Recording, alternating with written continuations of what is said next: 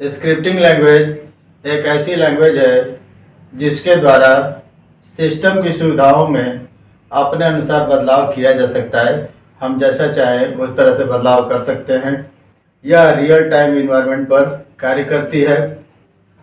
My dear students, आज हम लोग स्क्रिप्टिंग लैंग्वेज के बारे में पढ़ रहे हैं। स्क्रिप्टिंग लैंग्वेज मुख्य रूप से दो प्रकार की होती है, जैसे हम लोग सुविधा के अनुसार उसको देख सकते हैं। पहला है क्लाइंट साइड स्क्रिप्टिंग और दूसरा है सर्वर साइड स्क्रिप्टिंग। हमारे में दो तरह की स्क्रिप्टिंग का प्रयोग करते हैं हम लोग। एक होता है क्लाइंट साइड स्क्रिप्टिंग और दूसरा है सर्वर साइड स्क्रिप्टिंग। तो आज का जो टॉपिक है कि क्लाइंट साइड स्क्रिप्टिंग और सर्वर साइड स्क्रिप्टिंग में क्या डिफरेंस है, इसके बारे में हम लोग देखेंगे। कुछ पॉइंट के अनुसार हम इसको डिफरेंशिएट करते हैं। जैसे सबसे पहला पॉइंट है बेसिक पॉइंट, इसमें क्या अंतर है, दोनों में बेसिक क्या अंतर है, क्या डिफरेंसेज है, इसको देखेंगे। इसमें पहला क्या है, work at the front end and script are visual among the user. यह कह रहा है कि यह जो वर्क करती है ये फ्रंट पर वर्क करती है, जिसको यूजर क्या कर सकता है, आसानी से देख सकता है, यानी यूजर के लिए विजुअल है। यह जो लैंग्वेज है क्लाइंट साइड स्क्रिप्टिंग लैंग्वेज जो है, यह जो है सर्वर के लिए यूजर के लिए विजुअल है। इसमें यूजर क्या कर सकता है, इसको देख सकता है। इधर सर्वर साइड स्क्रिप्टिंग लैंग्वेज क्या लिया है, work in the back and, या बैक एंड पर कार्य करती है, और यह जो है यूजर के लिए या क्लाइंट के लिए विजुअल नहीं होती है, या नॉट विजुअल है। ठीक है, तो बेसिक अंतर इसमें क्या है, बेसिक अंतर इसमें देखिए, इसका बेसिक अंतर इसमें क्या है, यह जो है फ्रंट एंड के लिए है, यानी फ्रंट एंड सामने, और यह यूजर के लिए विजुअल है। और सर्वर साइड क्या है, बैक एंड में इसका प्रयोग किया जाता है, बैक में इसका प्रयोग करते हैं, और यह यूजर के लिए विजुअल नहीं है, यानी जो भी इसका यूज कर रहा है उसके लिए यह यूज दिखाई नहीं देगा। इसके बाद दूसरा इसका पॉइंट है प्रोसेसिंग। दूसरा पॉइंट क्या है, प्रोसेसिंग। प्रोसेसिंग में क्या है, does not need interaction with the server. इसमें सर्वर की आवश्यकता नहीं पड़ती है, यानी सर्वर से इंटरेक्शन की आवश्यकता इसमें नहीं पड़ती है। इस वाले में किसमें, क्लाइंट साइड स्क्रिप्टिंग में। इसमें क्या है, रिक्वायर्ड सर्वर इंटरेक्शन, इसमें सर्वर का इंटरेक्शन आवश्यक है। पहले वाले में सर्वर की आवश्यकता नहीं पड़ती है, दूसरे वाले में सर्वर की आवश्यकता पड़ती है।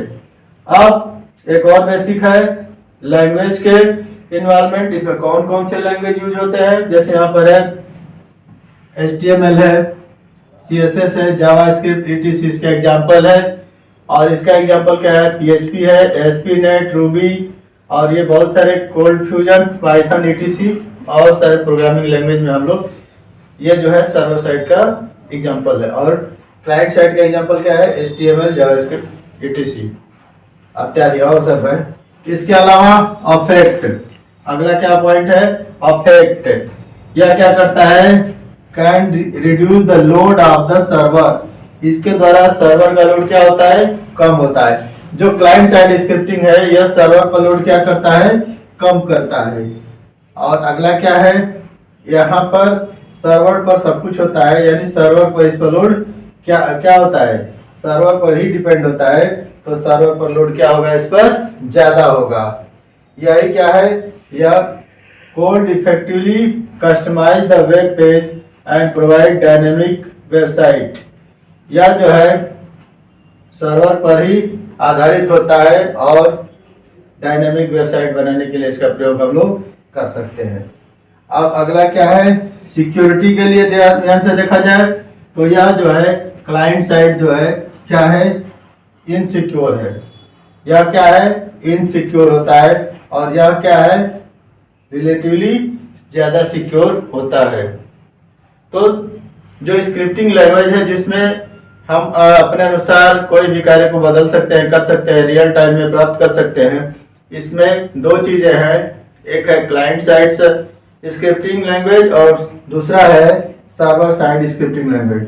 क्लाइंट साइड में यह जो भी चीज होता है फ्रंट एंड पर दिखता है और यह यूजर के लिए दिखाई देता है। सर्वर साइड में बैक एंड पर होता है और यह कोई देख नहीं सकता है। इसके बाद यहाँ पर सर्वर का इंटरेक्शन की आवश्यकता नहीं पड़ती है, इसमें सर्वर की इंटरेक्शन की आवश्यकता पड़ती है। या इसमें इसका एग्जांपल है HTML, CSS, etc, जावास्क्रिप्ट। इसमें PHP है और मुख्य रूप से इस समय जो यूज किया जा रहा है पाइथन का प्रयोग हम कर रहे हैं। यह जो है इसका लोड जो है सर्वर का लोड इस पर क्या होता है, कम होता है। ठीक है, can reduce the load to the server. इसके बाद इसके द्वारा हम लोग एक डायनेमिक वेबसाइट को बना सकते हैं। पूरी की पूरी वेबसाइट इस पर हम लोग डायनेमिक बना सकते हैं। इसके बाद सिक्योरिटी के अनुसार यह क्या है, इनसिक्योर है या कम सिक्योर होता है, और यह क्या होता है, रिलेटिवली सिक्योर होता है। तो आज हमने आपको बताया क्लाइंट साइड स्क्रिप्टिंग और सर्वर साइड स्क्रिप्टिंग में क्या अंतर है। यदि वीडियो पसंद आए तो लाइक करिए। इससे संबंधित कोई क्वेश्चन है तो कमेंट बॉक्स में जरूर डालिए, और अभी चैनल को अभी तक सब्सक्राइब नहीं किया तो प्लीज़ सब्सक्राइब कर लीजिए। Thank you.